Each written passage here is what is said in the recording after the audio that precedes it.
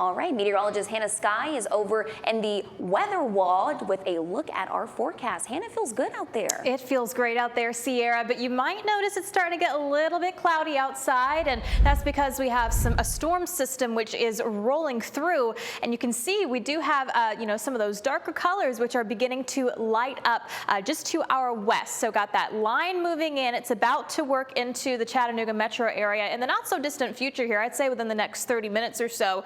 We do have a special weather statement which covers around Winchester, Still Springs. Now this is kind of pushing towards Monteagle and Tracy City. Now this is due to, well, on top of the fact that there is some very heavy rainfall with this system that we're seeing right there. We have 40-mile-per-hour winds. You saw me mentioning earlier that we saw some of those heavier wind gusts as well as pea-sized hail. So this is going to be a very quick-moving system. So it's going to work across these areas very fast, but it's still dropping a lot of that heavy rainfall. You saw a good deal of that lightning with it, and you can see the future wind gusts are going to be anywhere between 20 to 40 miles per hour over the next couple of hours. But once that system moves through, we're going to see a little bit more relief from that wind, and you won't have to worry about necessarily the Halloween decorations getting blown around. But again, we're about to get some rain. This is kind of more for around the Chattanooga metro area, around the Tennessee state line, and for our North Alabama and North Georgia communities. High temperatures today should stay there in the lower 70s and the upper 60s with those light wind gusts. And again, we're going to see that rain move through.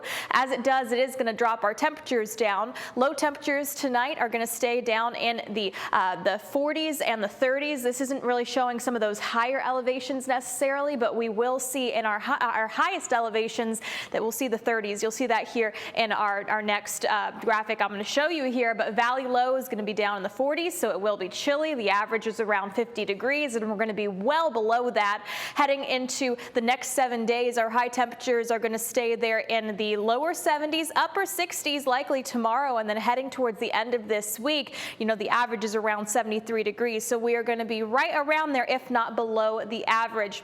Tropical storm Melissa has officially formed just as of the last couple of hours today. That is in the Caribbean.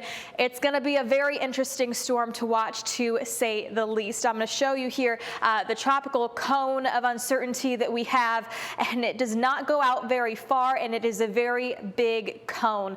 And that is due to the fact that there are so many uncertainties with this system right now. I'm going to show you the spaghetti plot models that just kind of go absolutely everywhere. We really don't know where this is going to go. There are a lot of variables. We will know more in the next couple of days, but we see we have models planning out going out into the Gulf. We've got them shooting back out into the Atlantic or making a straight shot over some of those Caribbean islands, which could kind of pull it towards our east coast here. So this is going to be something to watch. I think that the chance of it impacting the United States directly is pretty slim, but our friends in the Caribbean are going to need to stay very weather aware with this system because it could cause some major impacts there. For our local viewing area, the opposite of tropical is what it's going to feel like. We have those dry air. You'll notice it's going to drop even more heading into tomorrow. That's due to that cold front that's moving in right now for you, and that is going to cause the dry air to linger through the weekend before we see a bit more humidity, and that's because I think we could have another system clipping in, which could give us another shot for some rain after today. But you'll see that our dew points right now a little warmer than they have been, whereas yesterday and the day before we were kind of in the 40s, 30s, lower 50s. Here we're in the 50s and the 40s. But again, beautiful fall conditions. We're going to have a brief period of rain that's going to wash through, and we probably will start to hear that rain here at the Local 3 studio in the not so distant future. I'll be keeping you updated. We do have a special weather statement. I'll let you know if we start to see any stronger storms move through.